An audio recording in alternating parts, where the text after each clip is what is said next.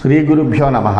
అస్మద్గురుచరణ పాదారవిందాభ్యాం నమః. గురుర్బ్రహ్మ గురుర్విష్ణుః గురుర్దేవో మహేశ్వరః గురుః సాక్షాత్ పరం బ్రహ్మ తస్మై శ్రీ గురవే నమః.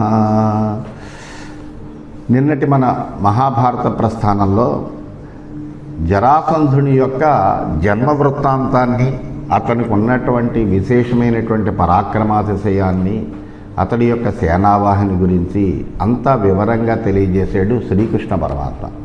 అది తెలియజేసిన తర్వాత ఆ జరాసంధుడి యొక్క రాజ్యాభిషేకము అంతా కూడా జరిగినటువంటి విషయాలన్నీ యథాతథంగా తెలియజేసి ఆ తర్వాత ధర్మరాజుతో ఒక మాట మాట్లాడాడు. న్యాసభూతంగా నువ్వు భీమార్జునుల్ని కనుక నాతో పంపించగలిగినట్లయితే తప్పనిసరిగా నువ్వు అనుకున్నటువంటి పని నెరవేరుతుందయ్యా. నీ రాజసూయ యాగానికి ఏ విధమైనటువంటి ఇబ్బంది ఉండదు. ఆ జరాసంధుడి యొక్క మరణం సంభవించినట్టుగానే మనం భావించవచ్చు అనేటువంటి ఒక మాటను మాట్లాడేటప్పటికీ అప్పుడు యుధిష్ఠిరుడు మిక్కిలి ఆనందించినటువంటి వాడై వెంటనే నువ్వు తలుచుకుంటే కానిదేమైందయ్యా అని చెప్పి వాళ్ళిద్దరినీ కూడా మహాబలురైనటువంటి ఆ భీమసేనుడిని అర్జునుడిని కూడా శ్రీకృష్ణుడితో పంపించడానికి ఆయన ఆ ధర్మరాజు అనుమతినిచ్చాడు. ఇచ్చిన తర్వాత ఆ ప్రకారంగా ఆ భీమసేనుడు అర్జునుడు కూడా మంచి ఉత్సాహంగా కూడా ఉన్నారు. ఎందుకంటే వాళ్ళకి యుద్ధం అంటే ప్రతివాడికి ఉత్సాహంగా ఉంటుంది, బలపరాక్రమములు కలిగినటువంటి వానికి. అందువల్ల భీమసేనుడు అర్జునుడు కూడా స్వతహాగా బలపరాక్రమవంతులు కలిగినటువంటి వాళ్ళు కాబట్టి వాళ్ళు చాలా ఆనందపడ్డారు. అంతేకాకుండా అన్నగారి యొక్క రాజసూయ యాగానికి ఏ విధమైనటువంటి విఘ్నము కలగకుండా చేస్తున్నాము అనేటువంటి ఒక ఆనందం వాళ్ళ మనసుల్లో వెలువరిసింది. ఆ తర్వాత ధర్మరాజు యొక్క అనుమతి తీసుకున్నటువంటి వాళ్ళు వెళ్తుంటే అప్పుడు వాసుదేవుడు చెబుతున్నాడు, పతితౌ హంసడింభకౌ కంసశ్చ సగణో హతః జరాసంధస్య నిధనే కాలోయం సముపాగతః. ఆ హంసడింపకులు చనిపోయారు కాబట్టి ఆ కంసుడు కూడా తన పరివారంతో ఇదివరకే చంపబడ్డాడు కాబట్టి జరాసంధుడిని చంపడానికి తగినటువంటి సమయం ఆసన్నమైంది అని నేను అనుకుంటున్నాను. నశక్యోసౌ రణే జేతుం సర్వైరపి సురాసురైః. అందువలన బాహుయుద్ధేన జేతవ్యం స ఇత్యుపలభామహే. ఇతడు యుద్ధంలో దేవాసురులందరినీ కూడా జయింపడానికి శక్యం కానటువంటి వాడు. యుద్ధంలో దేవుళ్ళు దేవతలు కానీ రాక్షసులు కానీ జరాసంధుడిని జయించడానికి శక్యం కాదు, అంత బలపరాక్రమవంతుడు. ఇతన్ని చంపాలి అని మనం అనుకున్నాము కాబట్టి వాళ్ళ అనుచరులైనటువంటి హంసడింపకులు మరణించారు కాబట్టి, కంసుడు కూడా మరణించాడు కాబట్టి, కొంత బలం అతనిది తగ్గింది కాబట్టి ఇప్పుడు ఇది అనువైన సమయం అని నేను అనుకుంటున్నాను.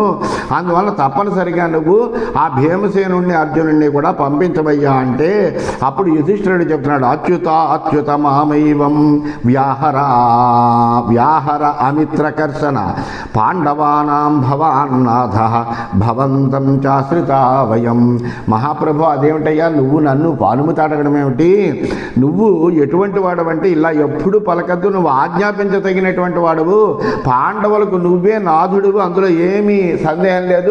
మేమందరము కూడా నిన్ను ఆశ్రయించే ఉన్నామయ్యా. యథా వదసి గోవింద సర్వం తదుపపద్యతే నహి త్వం అగ్రతస్తేషాం ఏషాం లక్ష్మీ పరాంగుఖి. నువ్వు ఏదైతే మాట్లాడతావో అది తప్పనిసరిగా సిద్ధిస్తుందయ్యా.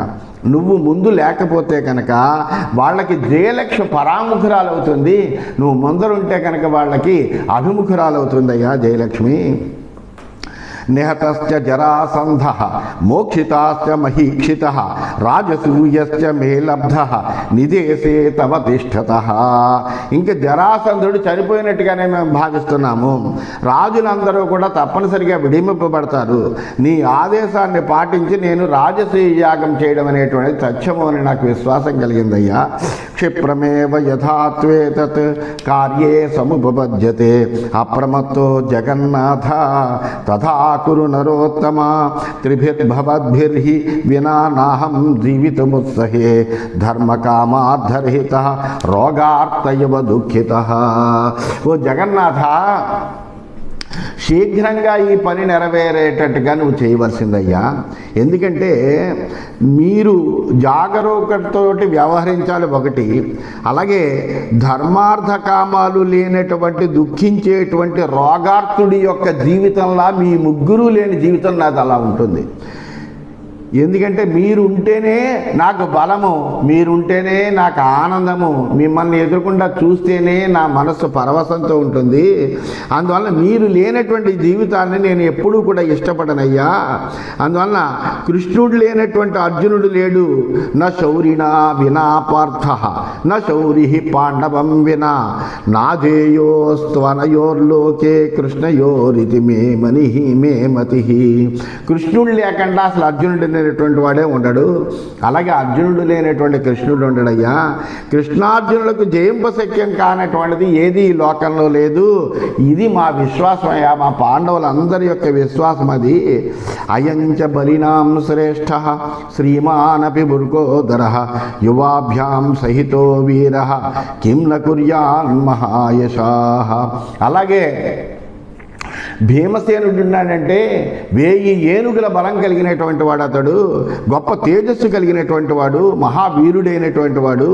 అటువంటి భీమసేనుడు మీ ఇద్దరితో కలిసి ఏ పనినైనా చేయగలిగినటువంటి వాడు, సాధించగలడు కూడాను.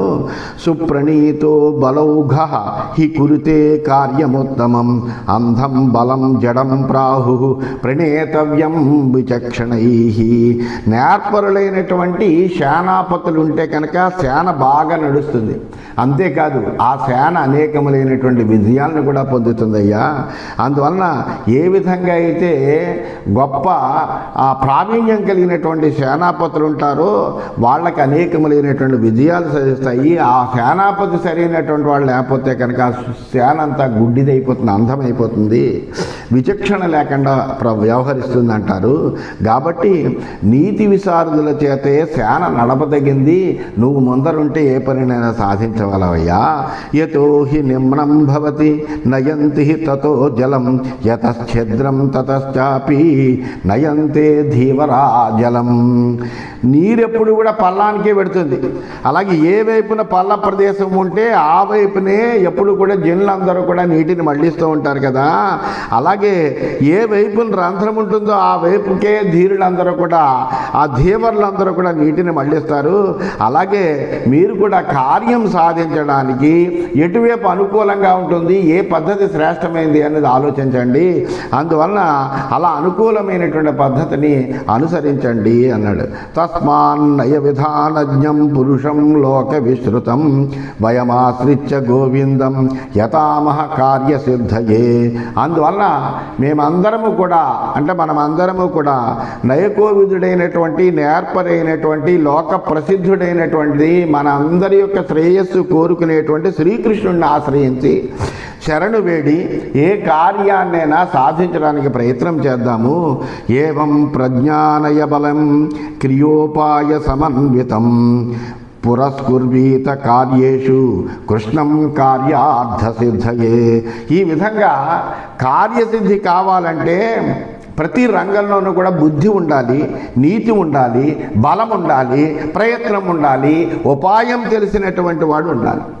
ఇవి ఉంటే తప్ప ఎప్పుడూ కూడా ఏ కార్యాన్నైనా కానీ మనం సాధించలేము. ఇవి లేకపోతే కనుక ఇవి ఉంటేనే కార్య సాధన జరుగుతుంది, మనకు విజయం అనేటువంటిది లభిస్తుంది. ఇప్పుడు అన్నీ కూడా మనకు ఉన్నటువంటి బుద్ధి కానీ, నీతి కానీ, బలం కానీ, ప్రయత్నం కానీ, ఉపాయం కానీ ఇవన్నీ తెలిసినటువంటి గోవిందుడు మన ముందర ఉన్నాడు. అందువలన ఆ గోవిందుడిని కనుక మనం ముందర నిలుపుకుంటే కనుక మనకు ఉచితమైనటువంటిది ఇది.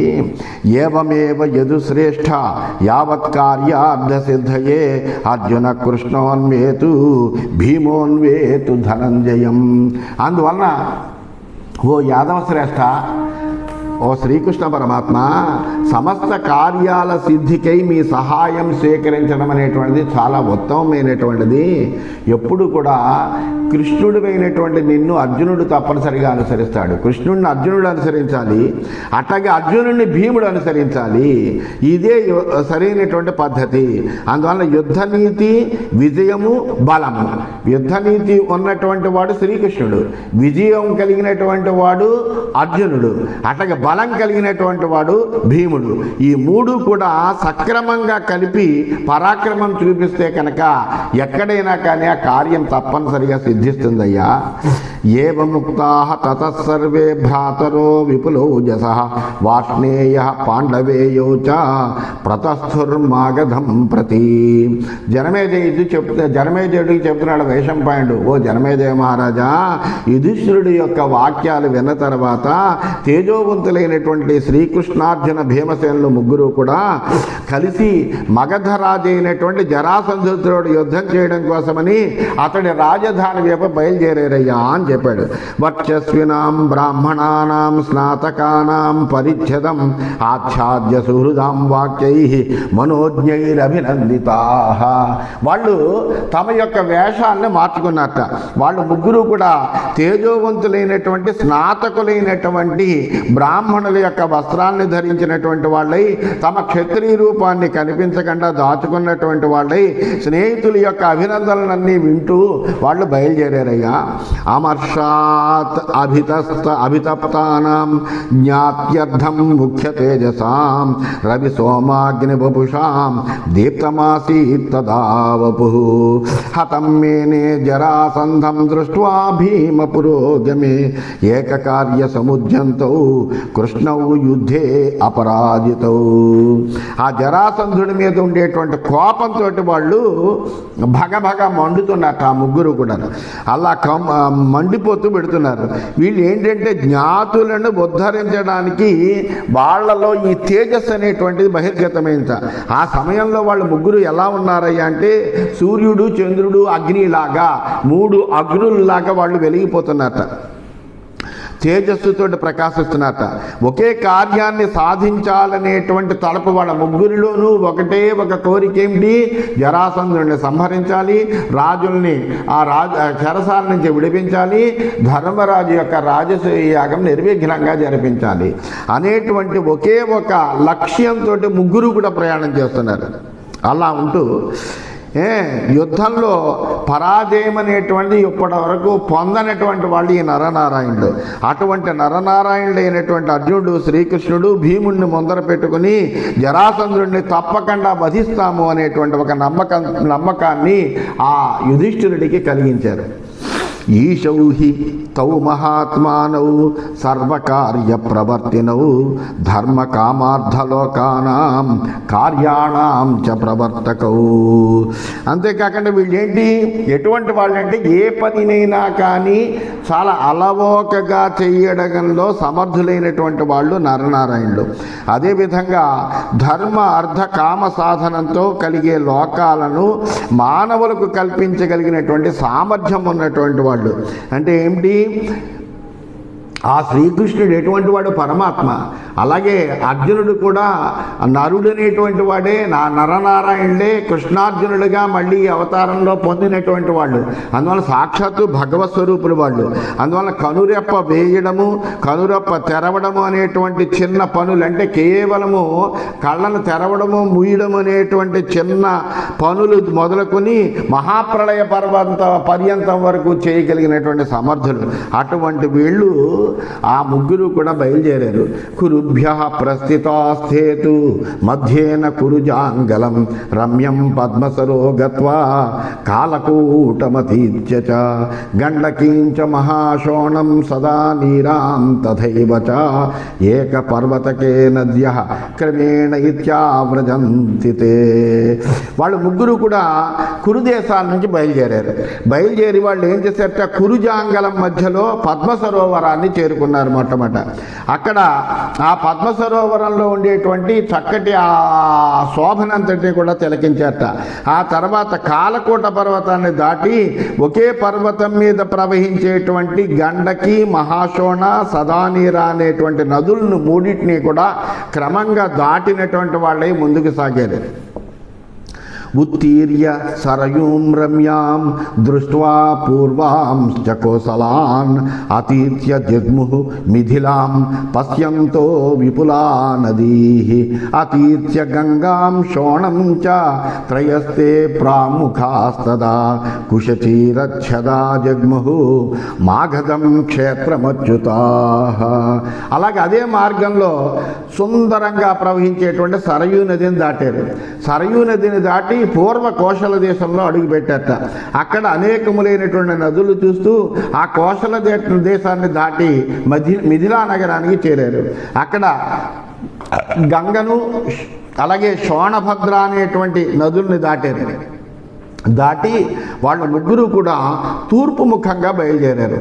దర్భలతోటి వస్త్రాలతోటి శరీరాన్ని కప్పుకొని కార్యసాధకులైనటువంటి వాళ్ళు మగధ రాజ్య సీమలోకి అడుగు పెట్టారు. తే శశ్వత్ గోధనాకీర్ణం అంబుమంతం శుభద్రుమం గోరథం గిరిమాసాద్య దదృశుర్మాగధం పురం. ఆ మాగధ రాజ్యం ఎలా ఉందయ్యా అంటే, మగధ దేశము ఎల్లప్పుడూ అద్భుతమైనటువంటి అత్యంతమైనటువంటి గోధనంతో ప్రకాశిస్తూ ఉంటుందట. అనేకములైనటువంటి గోవులు ఉన్నాయట అక్కడ. ఈ పరిపూర్ణమైనటువంటి నీటితో నిండి ఉంటుంట. అక్కడ ఉండేటువంటి తటాకాలు కానీ అక్కడ ఉండేటువంటి నదులు కానీ ఎప్పుడూ చక్కగా పూర్ణంగా నీటితో నిండి ఉంటాయి. అనేకములైనటువంటి శుభ వృక్షాలు మార్గాల గుండా ఉంటూ ఉంటాయి. అలాగే ఇవన్నీ కలిగినటువంటి గోరథం అనేటువంటి ఒక పర్వతం ఉన్నది. ఆ పర్వతం దగ్గరికి వెళ్ళారు.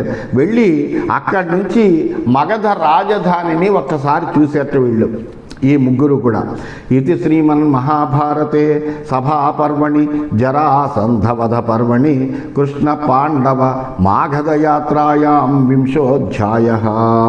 ఈ విధంగా శ్రీమన్ మహాభారతంలో సభాపర్వంలో జరాసంధవధ పర్వం అనే ఉపపర్వంలో కృష్ణ పాండవ మాగధయాత్ర అనేటువంటి 20వ అధ్యాయం పూర్తయింది. 21వ అధ్యాయంలోకి మనం ప్రవేశించాం. వాసుదేవ ఉవాచ. అప్పుడు శ్రీకృష్ణుడు ఈ విధంగా చెబుతున్నాడు. ఏష పార్థ మహాన్ భాతి పశుమాన్ నిత్యమంబుమాన్ నిరామయ సువేష్మాఢ్య నివేశో మాగధ శుభ. వాసుదేవుడు చెప్పినాడు, ఓ కుంతీనందన చూడవయ్యా, ఇదే మగధ దేశం యొక్క రాజధాని. ఎప్పుడు కూడా నిత్యము జల సమృద్ధితో ఉంటుంది, పశు సంపత్తితో ఉంటుంది. అనారోగ్యం అనేటువంటిది ఇక్కడ అసలు ప్రవేశించదు. రోగాలకి దూరమే ప్రకాశిస్తూ ఉంటుంది. సుందరమైనటువంటి భవనాలతో నిండి ఉంటుంది. ఈ నగరం అత్యంత మనోహరంగా ఉంటుందయ్యా ఇది అని చూపిస్తున్నాడు. వైహారో విపుల శైల వరాహో వృషభస్తథా తథా ఋషిగిరిస్తాత శుభాశ్చైత్యక పంచమాః ఏతే పంచమహాశృంగాః పర్వతాః శీతలద్రుమాః రక్షంతీవాభిసంహత్య సంహతాంగా గిరివ్రజం. ఇక్కడ ఎలా ఉన్నాయంటే, విహారానికి చాలా చక్కగా అనువుగా ఉండేటువంటి విపులం అనేటువంటి, వరాహం అనేటువంటి, వృషభం అనేటువంటి, ఋషిగిరి అనేటువంటి, చైత్యకం అనేటువంటి 5 పర్వతాలు ఉన్నాయి చుట్టూరా. ఈ 5 పర్వతాలు పెద్ద పెద్ద శిఖరములు కలిగినటువంటివి అత్యంత సుందరంగా ఉంటాయి. అంతేకాదు చాలా చల్లటి నీడలనిచ్చేటువంటి శుభకరమైనటువంటి అనేక వృక్షాలతోటి ఈ పర్వతాలన్నీ కూడా నిండి ఉంటాయ్యా. ఇవి ఎలా ఉంటాయంటే, ఒకదానితో ఒకటి పెనవేసుకుని ఈ గిరివ్రజపురాన్ని అంతటినీ కూడా రక్షిస్తూ ఉంటాయి ఇవి కోటలాగా అని చూపించాడు. పుష్పవేష్టిత శాఖాగ్రై గంధవద్భిర్మనోహరై నిగూఢా ఇవ లోధ్రాణం వనై కామిజన ప్రియై. అంతేకాదు ఇక్కడ చక్కటి లొద్దుగు చెట్లు ఉన్నాయి. ఆ వాటితో కూడినటువంటి మనోహరమైనటువంటి వనమున్నది. 5 పర్వతాల మధ్య ఉండేటువంటి ఈ లొద్దుగు చెట్ల మధ్య ఈ నగరం అంతా దాగి ఉంది. ఎవరికి కనిపించదు ఈ నగరము. ఎందుకంటే కోటలాగా ఈ 5 పర్వతాలు కూడా ఉన్నాయి. ఎటువైపు చూసినప్పటికీ కూడా పూలతో వ్యాపించి ఉంటుంది.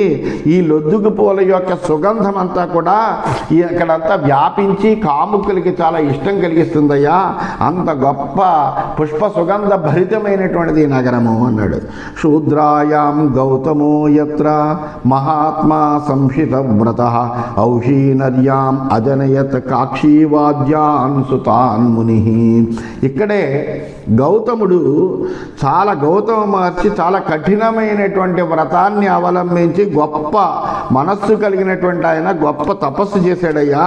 చేసి ఇక్కడ ఉషీనర దేశానికి చెందినటువంటి శూద్ర జాతి స్త్రీ అయినటువంటి ఆమె కన్యగ్గా ఉన్న సమయంలో కాక్షీవంతుడు మొదలైనటువంటి పుత్రుల్ని ఆమె యందు జనింపజేశాడు. గౌతమ ప్రణయాత్ తస్మాత్ యథాసౌ తత్ర సద్మని భజతే మాగధం వంశం సనృపాణామనుగ్రహాత్. ఈ కారణంగా గౌతముడు రాజుల మీద ఉండేటువంటి ప్రేమతోటి వాళ్ళతోటి తనకు అనుబంధం ఉన్న కారణంగా అక్కడే ఆశ్రమాన్ని పెట్టుకుని ఆయన అక్కడే నివసిస్తున్నాడు. ఆయన యొక్క అనుగ్రహంతో మగధ దేశపు రాజులందరినీ కూడా ఆయన అనుగ్రహం పొందినటువంటి వాళ్ళే వీళ్ళందరూ కూడా. ఆ మగధ దేశపు రాజులందరూ కూడా ఆయన్ని సేవిస్తూ ఉంటారయ్యా. అంగవంగాదయశ్చైవ రాజానః సుమహాబలాః గౌతమ క్షయమభ్యేత్య రమంతే స్మ పురార్జున. అంతేకాదయ్యా, పూర్వకాలంలో అంగదేశము, వంగదేశము మొదలైన దేశాల రాజులందరూ కూడా ఈ గౌతముని యొక్క గృహానికి వచ్చి అక్కడ ఆయనతో ఆనందించారు వాళ్ళందరూ కూడాను. వనరాజీస్తు పశ్యేమాహ పిప్పలానాం మనోరమ లోధ్రాణాం చ శుభాపార్థ గౌతమౌకః సమీపజాః. అలాగే ఈ గౌతముడి యొక్క ఆశ్రమానికి దగ్గరలో చాలా సుందరమైనటువంటి గొప్ప వృక్షాలన్నీ ఉంటాయి. పిప్పల వృక్షాలు, లోధ్ర వృక్షాలు, ఇలా మొదలైనటువంటి గొప్ప వృక్షాలన్నీ కూడా వరుసగా ఉండి చాలా ప్రకాశమానంగా ఉంటూ ఉంటాయ్యా. చూడు, అద్భుత శక్రవాపీచ పన్నగౌ శత్రుతాపనౌ స్వస్తికస్యాలయశ్చాత్ర మణినాగస్య చోత్తమ. అంతేకాకుండా ఇక్కడ అర్బుదము చక్రవాపి, అర్బుదము చక్రవాపి అనే పేర్లు కలిగినటువంటి శత్రువుల్ని అత్యంతము పీడింపగలిగినటువంటి గొప్ప బలం కలిగినటువంటి 2 ఏనుగులు కూడా ఉన్నాయ్యా. ఈ స్వస్తికము అలాగే మణినాగం అనే పేర్లు గల ఏనుగులకు కూడా వీటికి ఉత్తమమైనటువంటి గృహాలు కూడా ఉన్నాయి. వీటికి చాలా అద్భుతమైనటువంటివి. అపరిహార్య మేఘానాం మాగధా మనునా కృతాః కౌశికో మణిమాంశ్చైవ చక్రాతే చాప్యనుగ్రహం. అలాగే మనువు యొక్క ఆజ్ఞను అనుసరించి మగధ దేశం అంతా కూడా మేఘాలకు విడవరాంది ఏంటంటే ఎల్లప్పుడూ చక్కగా కాలంలో కావలసినట్టుగా వర్షం కురుస్తూ ఉంటుంది. చల్లగా ఉంటుంది, వాతావరణం అంతా కూడా చాలా బాగుంటుంది. ఇక్కడ ఎల్లప్పుడూ సమయానుకూలమైనటువంటి వర్షం పడుతూ ఉంటుంది. ఎందుకంటే చండకౌశికుడి యొక్క అనుగ్రహం పొందినటువంటిది ఇది. అందువల్ల ఆ చండకౌశికుడు అనేటువంటి ముని, మణిమంతుడైనటువంటి ఏనుగు కూడా దీన్ని ఎప్పుడు కూడా అనుగ్రహ దృష్టితోటే చూస్తూ ఉంటారు. వాళ్ళకి దీని మీద ఎంతో ప్రేమ ఉంది, ఈ రాజ్యం మీద. అందువలన వాళ్ళ యొక్క అనుగ్రహంతో ఇది ఎప్పుడు కూడా సుభిక్షంగా ఉంటుందయ్యా. పాండరే విపులే చైవ తథా వారాహకేపి చ చైత్యకే చ గిరిశ్రేష్ఠే మాతంగే చ శిలోచ్చయే ఏతేషు పర్వతేంద్రేషు సర్వసిద్ధి మహాలయాః యతీనాం ఆశ్రమాచ్చైవ మునీనాం చ మహాత్మనాం. అలాగే తెల్లటి రంగు కలిగినటువంటి వృషభగిరి, విపులం, వారాహకం, ఈ శిలలతో వ్యాప్తమైనటువంటి మాతంగం, పర్వత శ్రేష్టమైన పవిత్రమైనటువంటి చైత్యకం. ఈ పర్వతాల మీద సిద్ధులందరికీ కూడా చక్కటి మణిమందిరాలన్నీ కూడా ఏర్పడ్డాయ్యా. అనేక మంది యతులు, మహాత్ములు, మునులు కూడా ఇక్కడ ఆశ్రమాల్ని నిర్మించుకుని ఇక్కడే ఉంటూ ఉంటారు. అందువల్ల మహర్షుల యొక్క ఆశ్రమాలు చాలా ఎక్కువగా ఈ ప్రాంతంలోనే ఉన్నాయి. వృషభస్య తమాలస్య మహావీర్యస్య వై తథా గంధర్వ రక్షసాం చైవ నాగానాం చ తథాలయః. అలాగే వృషభుడు, మహాపరాక్రమశాలి అయినటువంటి తమాలుడు, గంధర్వులు, ఏనుగులు ఇవన్నీ ఇక్కడ ఉండడం చేత ఈ నగరానికి గొప్ప శోభ వచ్చిందయ్యా. ఏవం ప్రాప్య పురం రమ్యం దురాధర్షం సమంతతః అర్ధసిద్ధిం త్వనుపమాం జరాసంధో అభిమాన్యతే. ఈ విధంగా నాలుగు వైపుల నుంచి కూడా ఎవ్వడు కూడా శత్రువు అనేటువంటి వాడు ప్రవేశించడానికి శక్యం కానటువంటి నగరాన్ని పొంది ఈ జరాసంధుడు నాకు సాటి లేనటువంటి నగర సంపద సిద్ధించింది అనేటువంటి గర్వంతో ఉన్నాడయ్యా ఇతడు. ఎందుకంటే ఇక్కడ పెట్టని కోటల్లాగా ఇతనికి పర్వతాలన్నీ కూడా రక్షిస్తున్నాయి. వయం ఆసాదనే తస్య దర్భ మధ్య హరే మహి. అందువల్ల ఇప్పుడు మనం ఏం చేయాలంటే ఆ జరాసంధుడి యొక్క ఇంటికి వెళ్ళి అతడి యొక్క గర్వాన్ని మనం అణిచివేయాలి అని చెప్పాడు. ఈ విషయాలన్నీ కూడా వైశంపాయనుడు చాలా చక్కగా జనమేజయ మహారాజుకి చెబుతున్నాడు. ఏవముక్త్వా తతస్సర్వే భ్రాతరో విపులౌ జసః వాష్ణేయ పాండవౌ చైవ ప్రతస్థుర్మాగధం పురం హృష్టపృష్ట జనోపేతం చాతుర్వర్ణ్య సమాకులం. ఈ విధంగా మాట్లాడుకుంటూ ఆ శ్రీకృష్ణుడు, భీముడు, అర్జునుడు ముగ్గురు కలిసి మగధపురంలో ప్రవేశించారు. ఆ నగరము చతుర్వర్ణాల వాళ్ళకి కూడా నిలయమే ఉన్నది. బ్రాహ్మణ, క్షత్రియ, వైశ్య, శూద్రులనే చాతుర్వర్ణ్యాల వాళ్ళు కూడా అక్కడ హాయిగా ఆనందంగా నివసిస్తున్నారు. ఒకళ్ళకొకళ్ళతో పొరపచ్చాలు లేకుండా ఒకళ్ళనొకళ్ళు గౌరవించుకుంటూ హాయిగా ఉంటున్నారు. అక్కడ జనమంతా కూడా ఏంటంటే ఆనందము, సంతృప్తి రెండూ ఉన్నాయి వాళ్ళకి. ఎందుకంటే రాజు చాలా చక్కగా పరిపాలన చేస్తున్నాడు. దేనికి లోటు లేదు, అన్ని సుభిక్షంగా ఉంటాయి. ఏ విధమైనటువంటి కరువు కాటకాలు కానీ, బాధలు కానీ, రోగాలు కానీ ఇవేమీ లేవు. అందువలన అందరికీ జనులందరూ కూడా ఆనందంగానూ ఉన్నారు, సంతృప్తిగానూ ఉన్నారు. స్ఫీతోత్సవమనాదృశ్యం హాసే దుశ్చ గిరివ్రజం తతో ద్వారమనాసాద్య పురస్య గిరముచ్ఛ్రితం బార్హద్రథై పూజ్యమానం తథా నగరవాసిభిః మగధానాం సురుచిరం చైత్యకాంతం సమాద్రవన్. ఇక్కడ ఎప్పుడూ ఉత్సవాలు జరుగుతూనే ఉంటాయి. అంతా కూడా గెలవడానికి శక్యం కానిటువంటి వాళ్ళు అంటే గొప్ప పరాక్రమవంతులే. ఈ గిరివ్రజ సమీపానికి వీళ్ళు ముగ్గురు కూడా చేరారు. అందులోకి వాళ్ళు ముఖద్వారాన్ని విడిచిపెట్టి ఉన్నతమైనటువంటి చైత్యక పర్వత శిఖరం గుండా నగరంలో ప్రవేశించారు.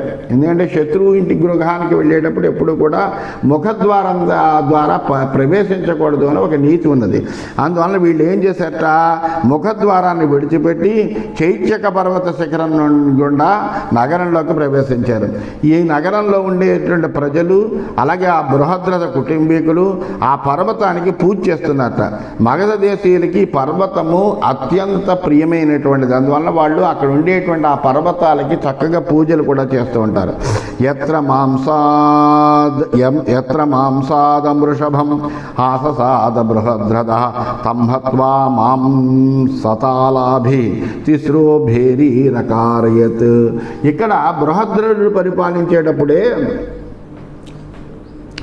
రాజుగా బృహద్రథుడు ఈ రాజ్యాన్ని పరిపాలించే సమయంలో వృషభుడు అనే పేరు కలిగినటువంటి ఒక మాంసభక్షకుడైనటువంటి రాక్షసుడిని యుద్ధంలో చంపేశాడు. చంపేసి అతని యొక్క చర్మంతో ఏం చేశాడంటే 3 నగారాలు చేయించాడు. అంటే ఆ నగారాలు మోగిస్తుంటే ధ్వని బ్రహ్మాండంగా వస్తుంది. ఆ నగారాల యొక్క పైన చర్మంతో చేస్తారు. ఆ చర్మం మీద వాయిస్తూ ఉంటే ధ్వని బాగా వస్తూ ఉంటుంది. అందువలన అతని యొక్క చర్మంతో 3 నగారాలు చేయించేట. వాటిని ఒకసారి కనుక మోగిస్తే అవి నెల వరకు అలా మోగుతూనే ఉంటాయట. అది వాటి యొక్క విశేషం అన్నమాట. స్వపురే స్థాపయామాస తేన చానహ్య చర్మణ యత్రతా ప్రణదన్భేర్య దివ్య పుష్పావచూర్ణితా. అలాగా అటువంటి నగారాలు చేయించి బృహద్రథుడు చర్మంతో దాన్ని బిగించి తన నగరంలో ఉంచాడయ్యా. ఎప్పుడైనా నగారా కనుక మోగింది అంటే అప్పుడు అక్కడ పుష్పవృష్టి కూడా కురుస్తుందట. భంక్వా భేరీత్రయం తేపి చైత్య ప్రాకారమాద్రవన్ ద్వారతో అభిముఖా సర్వే యయుర్నానాయుధాస్తథా మాగధానాం సురుచిరం చైత్యకం తం సమాద్రవన్ శిరసీవ సమాఘ్నంతః జరాసంధం జిఘాంసవః. వాళ్ళు ముగ్గురు అక్కడికి వచ్చారు, చూసి ఆ భేరీత్రయాన్ని చూశారు. వాళ్ళు చూసిన తర్వాత ఆ భేరీత్రయాన్ని చీల్చేసేట వాళ్ళు.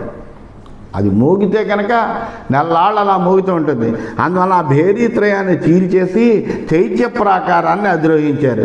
అధిరోహించి వాళ్ళ ఆయుధాలను తీసుకుని మాగధులకు ఇష్టమైనటువంటి చైత్యకం మీద పరుగు పెడుతున్నట్ట. ఆ జరాసంధుణ్ణి చంపాలి అనేటువంటి భావనతోటి ఆ పర్వత శిఖరాన్ని అంతటినీ కూడా కొట్టడం మొదలెట్టేట. వాళ్ళ యొక్క బలంతో ఆయుధాలతోటి పర్వత శిఖరాన్ని ఎట్లాగో అలాగా పెళ్ళగించేయాలి అన్నట్టుగా కొడుతున్నట్ట. అలా చేస్తుండగా ఈ వీళ్ళు ముగ్గురు కూడా జరాసంధుణ్ణి సంహరించడం కోసమనే అక్కడ ప్రవేశించారు. అలా ప్రవేశించారని చెబుతూ స్వస్తి.